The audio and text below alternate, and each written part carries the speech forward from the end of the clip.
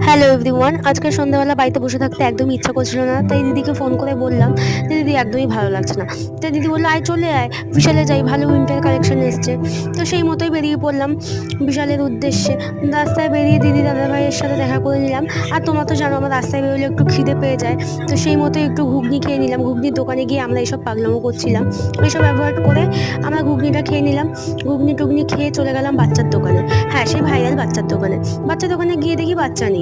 তো আমরা কী করবো, 2 প্লেট বিরিয়ানি নিলাম, নিয়ে টোটোতে উঠে চলে গেলাম বিশালের উদ্দেশ্যে। বিশালে যেতে যেতে রাস্তায় দেখলাম কত ফাংশন হচ্ছে, তো সেই সব দেখতে দেখতে বিশালে চলে গেলাম। বিশালে গিয়ে দেখলাম বেশ ভালো অনেক উইন্টার কালেকশন এসছে। গরিবের শপিং মল, হ্যাঁ সত্যি দামগুলো সত্যি রিজনেবল, বেশ ভালো। আমি সেই মতো আমার হাজব্যান্ডের জন্য একটা সোয়েটার নিলাম, আমি নিজের জন্য নেবো না ভেবেও একটা নিয়ে ফেলেছি, সেটা তোমাদের পরে দেখিয়ে দেবো। আমার দিদি থেকে ভ্যানেলার সাথে গল্প শুরু করে দিয়েছে, সেই মতো বাড়ি চলে আসলাম।